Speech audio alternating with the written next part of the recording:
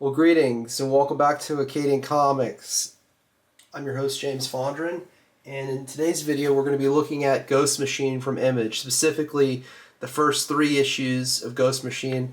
Earlier this year, Image came out with kind of a preview book, and here it is right here. I'm going to just open this up real quick. I picked it up at my local comic book shop earlier in the year. I believe it was early in the year. And yeah, so this was sort of a preview book. And it just showed, what's to come and what they have planned. So this was January 2024, beginning of the year.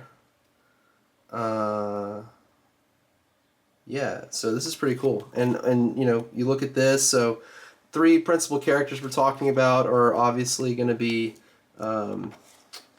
Redcoat, Geiger, and Rook. So there's a few other things in here, but this was the Ghost Machine preview book, so I picked that up.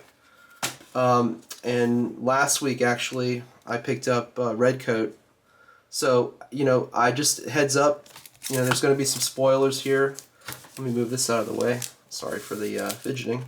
But there you go. I mean, you really can't see this because of the glare, but there's a very strong glare on that. But anyway, I'm not going to have it there for too long. But anyway, so you have Redcoat, right? You have Geiger, and then you have Rook. So I read Rook first, and I really like it. And just to let you know, there will be spoilers. So if you haven't read these books yet, just kind of a heads up on that. And I've got other comics over here. Like no. I've got my bag and board for the for Ghost Machine, and we're gonna look at Rook first. So. Okay, so this is Rook. I'm going to open this up real quick.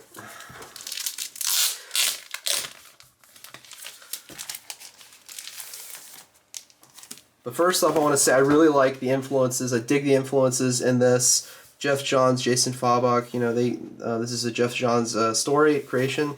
But I showed this earlier, in my first kind of I guess it was my first comics haul video, but I guess this is like comics haul part 2. So we'll go more in depth because I just had Rook. I didn't have, I had Rook and I had Geiger, but I didn't have Redcoat. So now that we have all 3 of the first issues here, I'm going to talk through them a little bit. But yeah, again, the art is really good. I think I enjoy that. But again, there's this callback to Better World TM, the company, and the idea is and this they do a good job kind of threading the needle and showing you like the past and everything. But basically, Rook is like a farmer. He can call on these crows and control them, but the terraforming project has kind of failed on the planet, so it's all chaos and animals are growing too big and out of control on this terraformed planet. Owned by Better Worlds TM. And it's just a great book, and I really enjoyed it. And I've gone through some of these pages before, but I want to get to there's a part where he's kind of living his life and trying to get off the planet, and he's in a movie theater. It's got a lot of callbacks. It makes me think of Omega Man with Charlton Heston at the beginning, where he is at the movie theater by himself watching Woodstock. No one's in the theater. There's no one left. Everyone's gone or dead. But yeah, it's cool. And then he has kind of a compatriot over here, and they're like having issues with their connections to their animals. And Rook's like, hey, you're gonna get killed by your animals because there's a issue. And where is Direwolf, who is on the cover on the Ghost Machine preview book. But yeah, they kind of do callbacks and they do flashbacks. So this is 2148 in Bloomington, Illinois. Can't really see that. Say 2148 Bloomington, Illinois. And just his childhood, Rook's childhood, and and how the farm got burned, and you get the insurance money and blah blah blah. This whole idea of the planet is not salvageable, and this is a spaceport in Chicago, and this and that, and people who can't afford to leave the planet, don't forget about us, So it's all contemporary issues that are relevant, kind of the company presentation and everything. It's got that very Aliens, Weyland Yutani vibe to it. But yeah, so it's gonna get awesome. Like it's getting interesting, and obviously there's other people and other things involved. So it's like I can't wait to get issue number 2 and dive into these characters. And when are we gonna meet Direwolf? You know, when is that gonna happen? Maybe in the next issue. I don't know. But that is Rook. I really enjoyed it. See, that's Direwolf right there. She's gonna be introduced. Pretty badass. I think the art's pretty sweet too. Like the wolf and just the rendering on this is just, yeah, I like it. I like it a lot. So anyway, that is Rook Exodus. And let's do Geiger. So this is an ongoing series. This is all new. So it started from issue number 1 again. And, you know, I like Geiger. I like the concept. Like, there's a lot of stuff going on right now in the world. And there's kind of this doom and gloom, doomsday stuff like in the 1970s where you had, like, continuous onslaught of Planet of the Apes movies. You had, like, Logan's Run, Omega Man, Soylent Green, all these kind of, like, post-apocalyptic movies about the end of the world and the end of civilization were happening in the 70s. And we're kind of, like, seeing that now. This kind of people are, you know, have questions economically. They're wondering about war, and it's just it's in kind of the collective consciousness of human beings right now and humanity. So, but this is Geiger, and it's such a cool concept. You know, the guy was prior to the atomic war, and the bombs dropped and destroyed the world. And also, like, think about like Fallout, right? So Fallout the game, and then Fallout the TV series on Amazon. I'm watching it right now. I'm kind of enjoying it. Actually, I am enjoying it very much. And then you have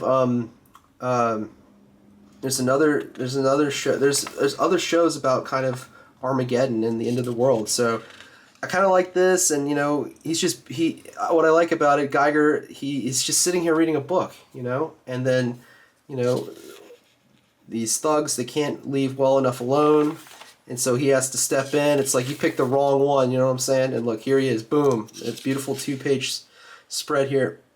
See, he can put his hand on people's faces and burn them. So it's really, I like the character, and I like the artist. I like Gary Frank, I believe, is the artist. He is, let's take a look.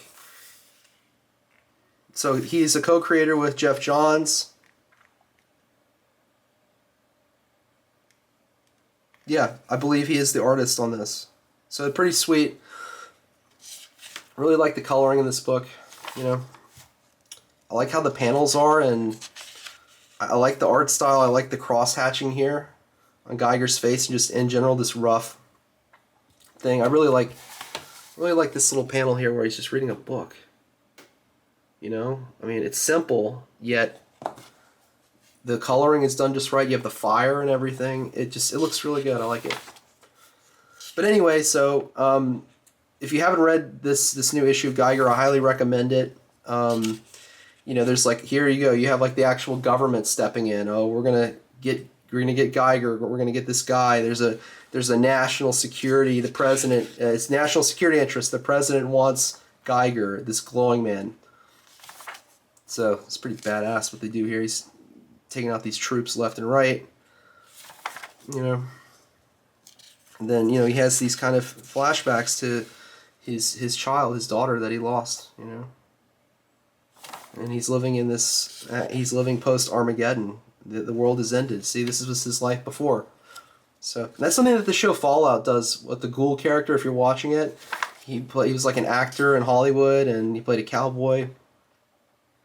But somehow he's a ghoul, and he's wandering the wastelands like Geiger. So that's pretty cool. You know. And, yeah. Yeah. Oh, another good show. It's on Apple. It's on Apple TV or Apple TV Plus, whatever you call it.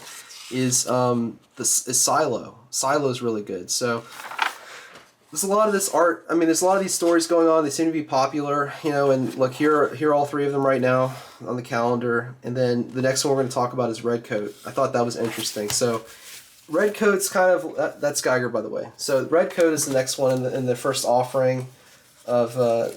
You know, the first issues here. So let me open this up.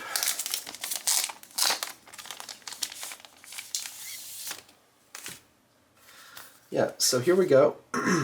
This is Redcoat. Now, I thought, do I really want to read about, you know, a limey character, a British guy? No. But it's you know, basically, you know, if you're not, just spoilers, so if you don't know about it, he is, look, he's an immortal and a immortal mercenary, kind of a tool.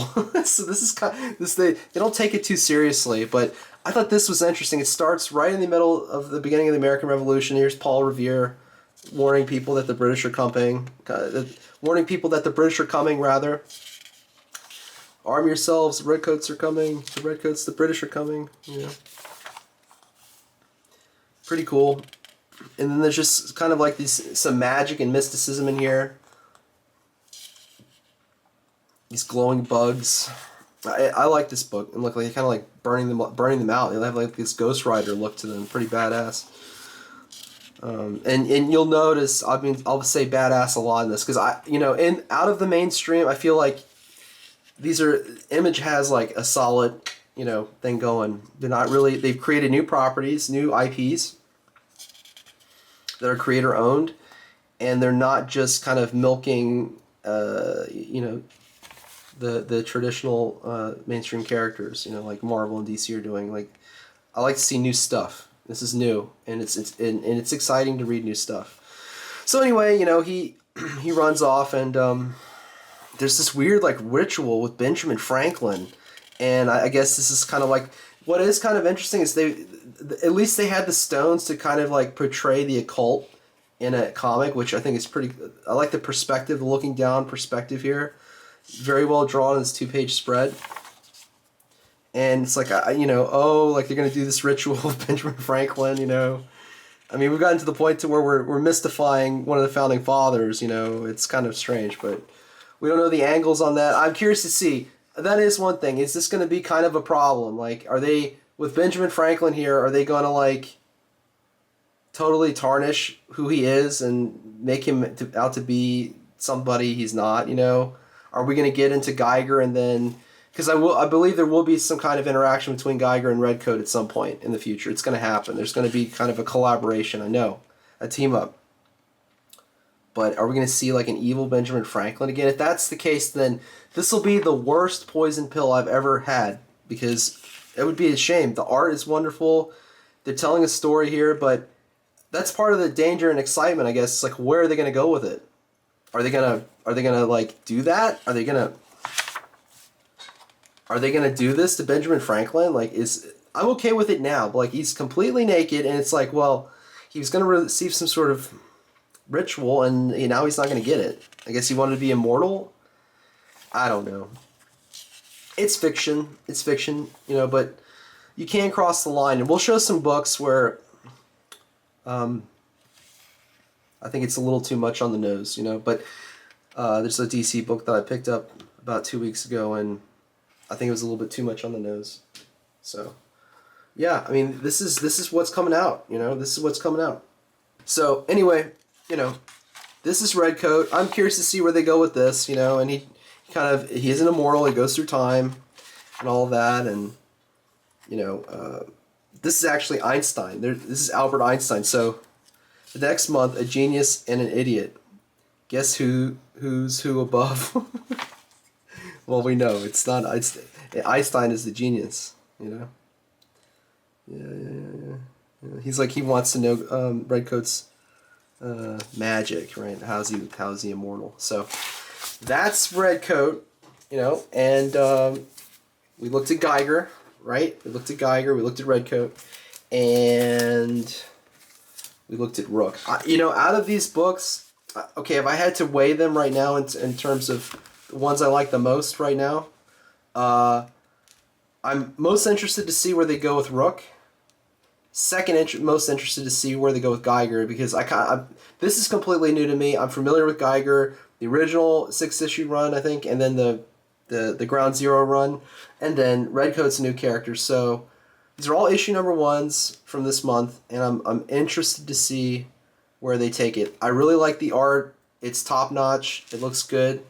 You know, I am kind of a story guy, so I'll look at the story first, and then I'll start looking at the details. It's like, oh, I see. Look at the line weights that they did here. Look at these covers. it's good art. It's good comic book art, and I would love to be able to draw at this level someday in the future. But you know, you got to keep practicing. I mean, I can imagine. I'm starting to get to the point where I can look at this and see. I would love to see the underdrawing. I'd love to kind of. I can see this. I see how, you know. I love how this is colored, and I see the cross hatching in here and in here on the abs and the chest, and the way they drew the clothes, and I like how he did the hands, and the weapons look really sweet. You know, it looks good. I mean, Geiger's got. I like the art in Geiger too. You know, obviously this is Jason Fabach. He's the artist on Rook. He's got some great art, and I like Gary Frank too. Like, he's got some good stuff going on here. You know, great action, very dynamic, like great, very interesting to look at, not boring, very dynamic. Even the discussions and the dialogue, I dig it. I like it. I like it a lot. So that is it for the first 3 issues of Ghost Machine from Image. So I hope you enjoyed this video, and I'll catch you right here next time at Acadian Comics. Bye for now.